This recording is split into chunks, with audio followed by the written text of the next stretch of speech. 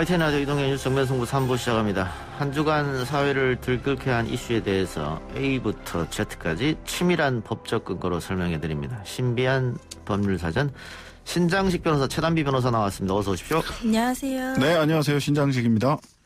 중대범죄수사청 여당에서 6월 달에 법안을 통과시키겠다. 그리고 법안 낸 황운하 의원 같은 경우에는 우리 프로그램과 인터뷰에서 내년 7월이 출범 목표다. 한 1년 정도 유예를 아마 두는 그런 생각인 것 같은데. 먼저 두 분은 법조인으로서 여권이 주장하는 중대범죄수사청에 대해서 어떻게 그 전에 수사 기소 분리는 어떤 입장인지 그것부터 여쭤봅시다. 자, 신장식 변호사. 저는 전에도 여기서도 말씀을 드린 바 있는데 저는 수사권 기소권 분리되고 검찰은 프로시큐터 즉 영문에도 나와 있는 것처럼 공소를 하고 공소를 유지하는 공소청으로서 자기 위상을 갖는 것이 국민의 인권에 도움이 된다라고 생각을 하고 있습니다. 최단비 변호사? 네, 저는 검찰의 수사 기소권 분리에도 저도 찬성하는 입장이고요. 예. 검찰의 권한을 분산하는 것에 대해서는 저도 필요하다고 생각을 하는데 예. 중대범죄수사청이 과연 그러면 현재 6대 중대범죄에 대한 수사를 가진 검찰과 어떤 차이점이 크게 있는지에 대해서는 좀 그 부분이 전 좀 의문입니다. 일단 그 기소 권한이 중대범죄수사청은 수사 권한만 있고 기소 권한이 없고 그다음에 우리 헌법에 검사가 영장을 발부 청구를 할 수 있도록 돼 있기 때문에 중수청은 영장 발부와 관련해서는 결과적으로는 검찰 즉 공소청으로 위상이 변화할 텐데요. 공소청에 검찰 발부 요청 영장 발부 요청을 할 수밖에 없죠. 그래서 지금 공수처나 내지는 지금의 검찰청의 수사권과 기소권을 같이 가지고 있는 검찰청과는 그 권한 자체가 굉장히 좀 달라질 거라고 보입니다. 네. 수사와 기소를 분리하면 안 된다는 이야기는 많은 분들이 안 하는 것 같아요. 왜냐하면 수사권, 기소권 검찰이 함께 가지고 있으면서 그 폐단이 너무 심했기 때문에 그런 생각이 있는 것 같은데 중수청이 설치되면은 신 변호사님? 네네.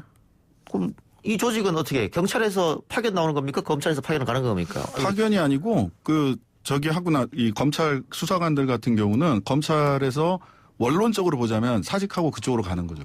그쪽으로 수사관으로 검찰 중수청 수사관으로 가게 되는 거고요. 지금 법안에 보니까 사법경찰관 수사관은 사법경찰관의 지위를 갖도록 한다라고 지금 황운하 의원이 낸 법안이나 이런 데는 좀 규정이 돼 있어요. 그러면은 지금 지금 검찰의 수사관들만으로도 운영될 수 있겠습니까? 저는 충분히 운영 가능하다고 생각이 되거든요. 사실은 이게 속도의 문제였는데 이전에 검경 수사권 조정을 급격하게 하지 않는 이유 중에 하나는 수사 역량을 국가의 전체 총량, 수사 역량의 총량을 어떻게 보존할 거냐에 대한 이야기들이 있었거든요. 그런 고민 때문에 그 6대 범죄는 검찰에다가 수사 권한을 그대로 남겨뒀었던 건데 사실 최근에 검찰개혁 국면에서 우리 국민들이 이거 수사권 기소권 분리를 조금 더 속도감 있게 해야 되는 거 아니냐라고 하는 목소리들이 나온 거고 민주당이나 황운하 의원이 이 법안을 추진을 하는 걸로 이렇게 보여서요. 저는 지금 검찰이나 경찰에 있는 수사 역량들이 중수청을 통해서 충분히 국가 전체의 수사 역량은 보존될 수 있으리라고 봅니다. 최 변호사님은 중수청에서 약간 우려 섞인 말씀하셨는데 구체적으로 어떤 게 가장 우려될까요? 수사 공백 이야기도 하던데요. 저는 중수청에 대해서 우려가 있다라기보다는 아까 말씀드린 것처럼 중수청을 과연 또 별도로 만들 필요성이 크게 있는지에 대해서 그게 좀 저는 개인적으로 궁금합니다. 왜냐하면 아까 말씀하신 것처럼 이제 중수청 같은 경우에는 당연히 수사권만 있고 기소권은 없고 기소권은 검찰이 가지고 있다라고 하는데 검찰 개혁에서의 가장 중요한 두 가지가 제가 알기로는 검찰의 권한을 분산을 하고 공수처를 만드는 것이다라고 알고 있어요.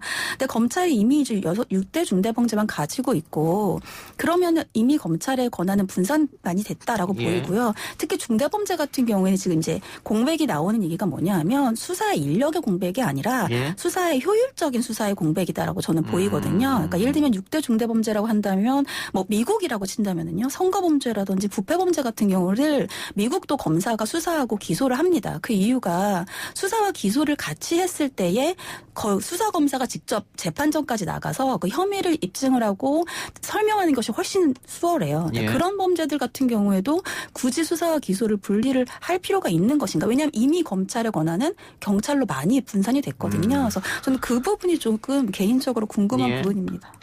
네.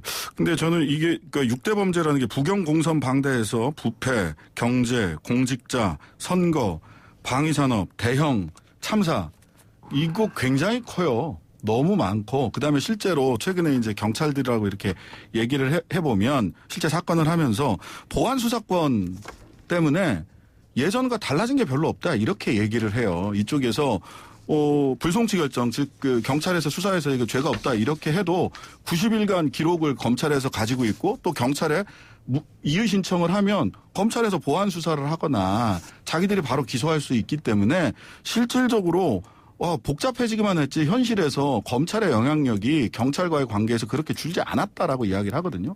따라서 저는 굳이 이거를 검찰의 그 뭐 공직자 범죄나 부패 범죄를 남겨둘 이유가 있겠느냐. 오히려 미국 같은 경우는 DEA 그 혹시 그 미드 브레이킹 배드 이런 거 보셨는지 모르겠는데요. 마약 범죄 수사청 아예 따로 있어요. 예. 이렇게 수사 권한 그다음에 기소 권한은 조금 지금은 좀 나누는 게 큰 방향에서 맞다. 그 가운데 미세한 조정은 있을 수 있겠지만. 제가 지금 두 분 말씀 들어보니까 그러면 뭐 검찰의 막강한 힘을 좀 빼고 수사권, 기소권 분리한다면 경찰에 그냥 다 수사권을 주면 되지 중수청을 이걸 왜 만듭니까? 이게 이제 최 변호사님 말씀을 좀 하셔야 되지 않을까? 아니 괜찮아요. 최 변호사한테 질문할 거 많아요. 그래요? 예. 답변하세요 일단. 예. 뭐냐면 경찰이 지금 이 너무 권한이 커지는 것에 대한 문제제기가 있죠. 특히 사실은 경찰에 저는 좀 걱정하는 부분은 국정원도 국내 정보를 이렇게 수집을 안 해요.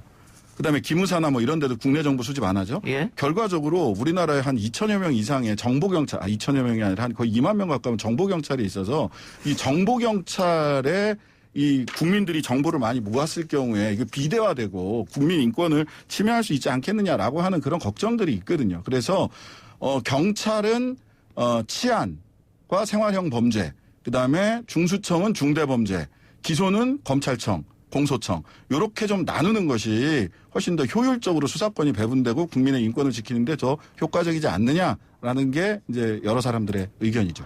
거기다가 고위공직자는 공수처. 그렇죠. 이거 너무 많이 분리된 거 아니에요? 그러니까 사실은 이제 수사기관이 다원화가 되면서 예. 혼란이 가중된다. 이것도 사실은 우려의 예. 로 제기되는 것 중에 하나이고요. 예. 저도 신 변호사님과 마찬가지로 경찰에 너무 많은 권한을 주는 것은 또 오히려 검찰개혁에 역행한다고 생각을 해요. 왜냐하면 검찰개혁은 권한이 한 군데에 있으면 그것이 부패하게 된다라는 원칙에서 나온 것이기 예. 때문에. 그래서 경찰에 대해서도 분명히 견제의 기능이 필요합니다. 근데 제가 아까 중수청에 대해서 왜 꼭 필요한지 의문이다라고 했던 것이 결국 중수청을 인적 구성을 검찰에 그만둔 사람들이라든지 검찰에서 간다. 아하. 수사기관으로. 그럼 사실 검찰과 큰 차이가 없어요. 예. 근데 이제 여기서 또 지금 어디에 둘 것인가가 나오는데 행안부에 둘 것인가 법무부에 둘 것인가. 근데 법무부에 두면 지금 검찰은 또 큰 차이가 없습니다. 근데 행안부에 두면 또 경찰의 권한과 예, 똑같이 권력이 또 집중되는 문제가 있어요. 그러니까 사실은 이런 여러 가지 문제가 있는데 결국 궁극적으로 중수청이 만들어지는 것에 대해서는 뭐 이의가 없다라고 하더라도 좀 절차가 너무 급박한 알겠습니다. 것이 아닌가 이러한 얘기들이 있는 겁니다. 지금 그 야당에서는 뭐 검찰 탄압이기 때문에 지금 경찰의 수사 종결권을 다시 검찰에 돌리는 개정안도 발의한 상태인데 국민의힘의 국회의원 숫자가 너무 적기 때문에 뭐 통과는 안 되리라 보고요. 반면에 민주당의 국회의원 숫자가 너무 많기 때문에 민주당만 마음먹으면 어떤 법은 다 통과시킬 수 있거든요. 이것도 그렇게 어렵지 않게 할 수 있지 않느냐 뭐 그런 생각이 들어서 6월 달까지니까 선거 끝나고 가장 큰 이슈가 되지 않을까 좀 지켜보도록 하고요. 공수처 얘기가 잠깐 나왔으니까 아까 야당의 인사위원 추천이 늦어지고 있는데 이거는 예상 가능했던 건데 그러면 신 변호사님이 보시기에는 고의적으로 시간 끌기라고 보십니까? 아니 뭐 할 수 있는 모든 일을 다 하고 있는 것 같아요. 공수처와 관련해서도 그렇고 검경 수사권 조정과 관련해서도 형사소송법 개정안 국민의힘 쪽에서 경찰의 수사정결권 다시 검찰에 되돌리는 이런 거 내고 하는 거를 보면 또 중수처법도 관련해서 그렇고요. 그 검찰의 권한을 유지하는 쪽으로 계속해서 가고 국민의힘이 그런 입장을 견지하고 있기 때문에 뭐 예측 가능했던 거고 여기에 대해서 뭐 김진욱 처장이 뭐 그래도 4월 달에는 출범할 수 있다라고 하니까 몇 가지 보관을 가지고 있지 않는가라는 생각이 들긴 합니다. 예. 최 변호사님, 그 국민의힘 쪽에서 처음부터 공수처를 반대했으니까 투쟁도 하고 시위도 하고 그랬던 건 이해가 갑니다만 이미 법이 통과됐고 실질적으로 공수처장까지 임명된 상황에서 이렇게 지연 작전을 벌인다는 것은 조금 이해가 안 가는 모습인 것 같긴 한데요. 네, 저도 부적절하다고 생각합니다. 네. 왜냐하면 이미 공수처는 출범을 했고요. 예. 공수처장까지 임명된 마당에 협조를 해주는 것이 야당 입장에서도 사실은 국민들 입장에서는 발목 잡기처럼 안 보여요. 예. 다만 말씀하신 것처럼 야당에서는 야당의 비토권을 없앴고 일방적으로 없앴고 협조를 하지 않았다라는 부분에 대해서 우려를 표하고 있기 때문에 사실 김진호 처장은 기다려주겠다는 거거든요. 예. 굉장히 합리적으로 지금 대하고 있다고 보이고요. 다만 여당 입장에서도 좀 야당과 협의하는 그런 모습을 예. 좀 보여주면 좋겠습니다. 그러니까 헌법재판소에다가 위헌 소송 냈었잖아요, 국민의힘이. 근데 그거 뭐 위헌 아니라고 판결까지 나왔고 공수처장까지 다 임명됐는데 예. 네, 너무 과하면 독이 됩니다. 네. 알겠습니다. 기다린다고 했으니까 기다려보고요. 다른 주제로 넘어가죠. 자신을 성폭행하려던 남성의 혀를 깨물었다가 중상해죄로 오히려 징역형을 선고받았던 70대 여성이 56년 만에 재심을 청구했었는데요. 기각됐네요? 네, 재심 청구 기각되는데요. 이게 사실 우리 변호사들, 법률가들 정당방위 관련해서 공부할 때 매번 나오는 판례예요. 과잉방어와 관련해서 나오는 건데 최 씨는 56년 전인 1964년 5월 6일 날 당시 18살이었는데요. 자신을 성폭행하려던 노 모 씨에게 저항하다가 노 씨의 혀를 깨물어서 1.5cm 자른 혐의 이것 때문에 이제 중상해죄 불구가 됐다. 이렇게 얘기 나왔거든요. 그래서 징역 10월에 집행유예 2년 선고받았는데요. 이번에 이제 재심을 열어주세요라고 하는 재심까지 가는데 상당히 절차가 복잡한데 재심을 열어주세요라고 청구를 했는데 그게 일단 기각이 된 사건입니다. 1964년도 일이니까 지금 같으면 말도 안 되는 판결일 것 같은데요. 이런 판결이 안 나올 것 같은데 64년 판결이니까 이렇게 났습니다. 그래서 잘못된 판결이니까 바로 잡아달라가 재심인데 최 변호사님 왜 이게 안 됐을까요? 그러니까 일단 정당방위다 이렇게 이제 주장을 한 거죠. 예. 근데 새로운 증거가 나왔다라고 이제 변호인이 새로운 증거를 제출을 했어요. 그 새로운 증거가 뭐냐면 그 당시에 이 가해 남성이 그러니까 이제 여기 이 사건에서 피해자이겠죠. 이 말을 하지 못하는 불구 상태가 더 중상해를 인정을 받았어요. 예. 그래서 정당방위가 아니라 과잉방위라고 판단을 한 것인데 이번 변호사가 뭐라고 했냐면 그 이후에 그 해당 남성이 수술을 받고 어눌하지만 말을 할 수 있게 됐다. 그러니까 불구가 아니고 이것이 새로운 증거이기 때문에 재심을 해달라고 얘기를 한 겁니다. 예. 근데 법원에서는 이건 새로운 증거가 아니다라는 거예요. 왜냐하면 불구라고 하는 것은 말을 아예 못하는 상태가 되지 어눌한 상태가 되는 것도 그것도 불구라는 거예요. 정상적으로 말을 할 수 있는 상태가 불구가 아니라는 거죠. 예. 그래서 재심은 새로운 증거가 나와야 되는데 이것은 새로운 증거가 없다. 단순히 법률적으로 이제는 정당방위가 인정이 많이 됩니다. 근데 그 당시에 적용했던 법이 잘못됐다라고 해서는 재심 받아들여주지 않고 새로운 증거가 있어야 되는데 이것은 새로운 증거가 아니다라고 하면서 받아주지 예. 않았습니다. 근데 이게 그때 이제 판결문을 보면 일생 말 못하는 불구의 몸이 되었다 이렇게 되어 있거든요. 근데 이 사람이 군대 갔어요. 말 못하는 사람 군대 못 가거든요. 군대 갔고 베트남 파병까지 갔다 와서 예. 만기 전역했어요. 예. 근데 이번 그 재심 청구를 기각한 재판부에서는 일생 말 못하는 불구의 몸이라는 문구를 유창하게 말을 못하는 것도 포함되는 말이다. 이렇게 얘기를 하는데 좀 상식적으로 좀 납득하기가 어려운 해석이고 그다음에 두 번째로는 여기서 다퉜던 게 이제 소송지휘권 남용 부분도 얘기를 했어요. 순결성에 대한 이야기 막 하고 그다음에 둘이 혼인하라고 재판부에서 얘기를 하기도 했어요. 그래요? 이왕 이렇게 된 거 혼인해라 이렇게. 그래서 이거는 좀 말이 안 된다 싶고 그다음에 그때는 맞고 지금은 틀리다가 아니라 이번에 재심을 청구한 이분은 계속해서 얘기했던 게 1965년 당시의 헌법이나 형사소송법을 보더라도 이 판결은 잘못된 거 아니냐라고 주장을 하는 거라서 시대가 바뀌었으니까 지금은 참 안 됐지만 그때는 어쩔 수 없었던 거 아니냐라고만 얘기하기에는 조금 뭐 결국은 뭐 변호인들도 다투겠다 즉시항고해서 예, 이렇게 얘기하고 있는 알겠습니다. 상태입니다. 우리 뭐 청취자분들도 고개를 좀 갸우뚱하실 건데 그 옛날 판결은 당연히 말이 안 되는 거고 그 재심으로 바로 잡아야 되지 않느냐 이건데 아까 최단비 변호사가 계속해서 주장했던 새로운 증거. 그러니까 재심을 열 때는 요건이 있는 것이죠. 네, 그러니까 재심을 열 때는 아까 말씀하신 것처럼 뭐 예를 들면은 공무원들, 검찰, 뭐 법원 아니면 경찰들에 대해서 어떤 절차적인 위법이 있다라든지 아니면 이렇게 새로운 증거, 무죄라는 새로운 증거가 발견된다든지 아니면 뭐 진범이 나타난다든가. 네, 그런 것들이 있어야 되는데 이 사건에서는 그런 새로운 그러니까 재심을 받아들여줄 예. 요건은 없다라는 것이 법원의 판단입니다. 예. 그러니까. 재판부가 과거 뭐 판결을 옹호한 건 아니고 새로운 증거가 없다 이렇게 그럼 판결한 거네요. 지금으로선 그런 거죠. 예. 그때는 맞고 지금은 틀렸다. 근데 그때로 돌아가서 생각해 보면 뭐 어쩔 수 없다. 근데 이제 새로운 증거 아까 그 일생 말 못하는 불구의 몸이 아니라고 하는 입증들이 이제 몇 가지가 나왔던 거예요. 그러니까 군입대했고 베트남 파병 갔다 왔고 만기 전역했다. 중상해라고 보기 어려운 증거들이 나왔다. 근데 이것을 새로운 증거라고 볼 거냐 아니면 그냥 해석의 문제일 뿐이다. 이렇게 볼 거냐 해서 해석의 문제일 예. 뿐이다라고 이번 재판부는 본 거로 근데 보입니다. 재판부도 안타까운 마음을 했어요. 그러니까 아하. 기각은 하되 아하. 재심 청구를 받아줄 수는 없지만 이 청구인이 굉장히 용기를 내서 재심을 청구했다는 걸 인정을 했습니다. 예. 그러니까 용기와 외침이 헛되지 사라지지 않고 우리 사회에 커다란 영감과 울림을 줄 것이다라는 판결도 같이 내렸습니다. 그러니까 요건이 안 돼서 기각은 하지만 당신이 잘못한 거 아니다. 용기 있다. 뭐 이렇게 얘기를 했네요. 네, 맞습니다.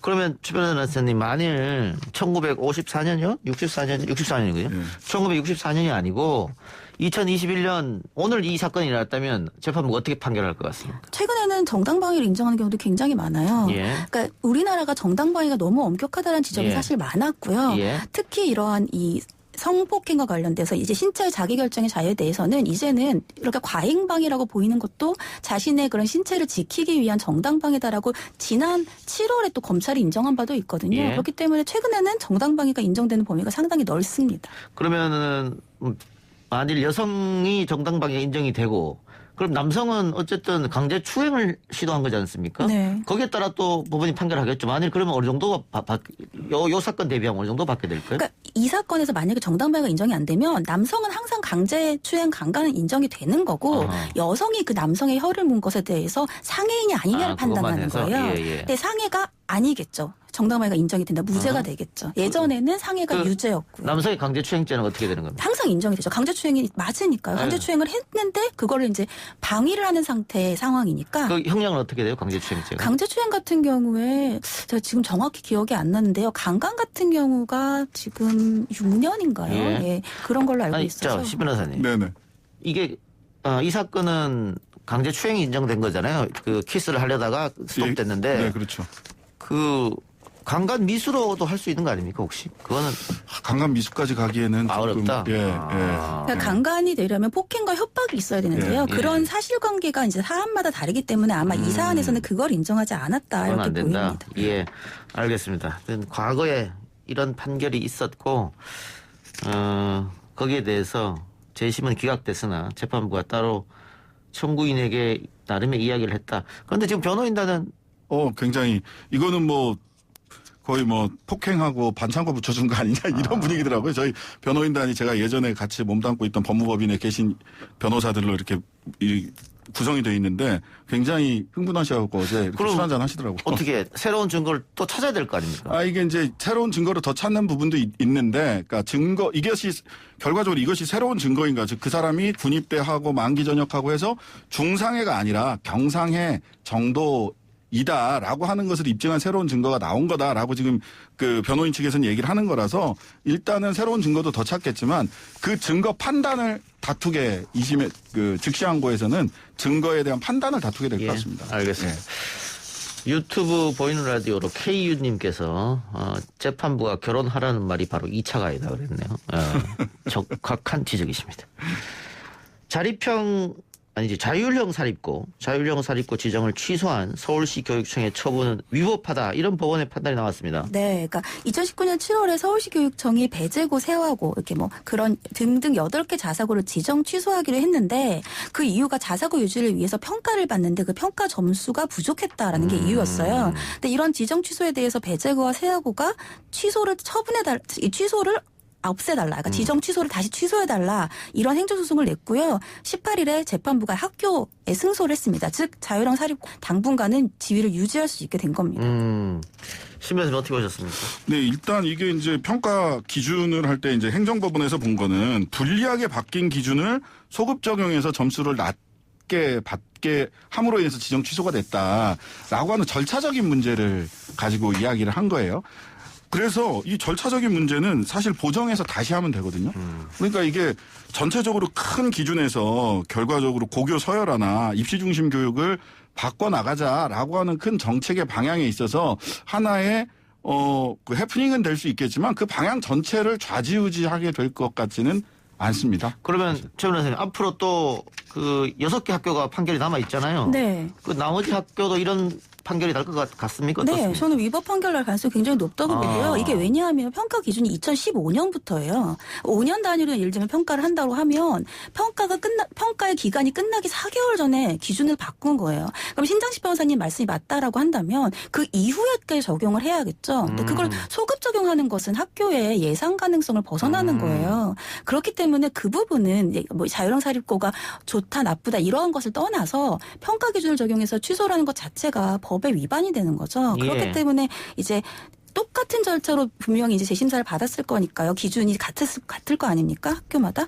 그러니까 아마 다른 학교들에 대해서도 위법이 날 가능성은 높아 보입니다. 예, 저도 뭐 그 6개 학교에 대해서도 그 위법하다는 판결 날 가능성은 크다고 봐요. 예. 어쨌든 이것은 절차상의 문제이기 때문에 절차상의 문제는 다시 보완해서 다시 처분을 하면 되거든요. 그리고 그런데다가 실제로 교육부가 초중등교육법 시행령 고쳐서 2025년부터 모든 국제고 자사고 외고를 일반고로 바꾼다는 거예요. 그래서 요거는 이제 시행령만 바꾸면 되는 문제고 적용 시점이 2025년이기 때문에 단기간에 그 절차 위법으로 인해서 자사고나 이런 것들이 지위를 유지를 할 수 있겠지만 2025년이 지나면 쉽지 않다. 결과적으로는 정책적으로 자사고는 다 없어지는 쪽으로 갈 거다라는 점은 분명해 보입니다. 아니 예. 그거는 뭐 보수 정권이 들어서면 또 바뀔지 모르죠, 그거요. 그거야 뭐 정치적인 문제죠. 아니 그러니까 모르지 않습니까, 그거야. 그거 모르는 정치적인 건데. 문제죠. 그래서 문제는 지금 이게 헌법소원이 올라가 있잖아요. 네네네. 그 결과에 따라서 이제 바뀔 것 같은데?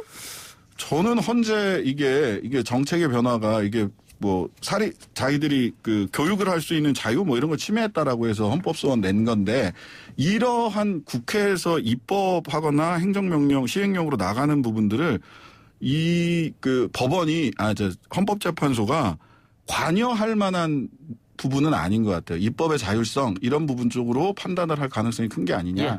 최 변호사님 어떻게 보세요? 일단 이게 이제 두 가지가 있는데요. 헌재에서 하나는 포괄 위임 금지가 위반됐다는 거예요. 그러니까 모법에서 대부분을 정하고 시행령에서는 구체적인 것만 정하게 해야 되는데 예. 대부분의 중요한 것을 시행령에 맡겼다라는 건데 그건 아니라는 게 이 법원이 학교 손을 들어줬지만 포괄 위임 입법 금지 위반 아니다라고 판단을 했거든요. 그러니까 그 부분은 아닐 것 같고요. 저도 이제 신 변호사님 말씀처럼 나머지 쟁점이 이제 학교의 자율권이라든지 학생들의 교육받을 권리 이런 것들을 이제 과연 제한을 할 것인가인데 그 부분이 더 좋은 방법이 있다라고 하면 그러니까 그것을 교육받을 권리 자율권을 다른 방향으로도 완성할 수 있다라고 하면 사실은 꼭 자율형사 사립고가 필요하다고 헌재가 판단을 하지 않을 가능성이 높아 보입니다. 알겠습니다. 두 분 말씀 오늘 여기까지 듣겠습니다. 지금까지 신장식 최단비 변호사였습니다. 고맙습니다. 네, 감사합니다.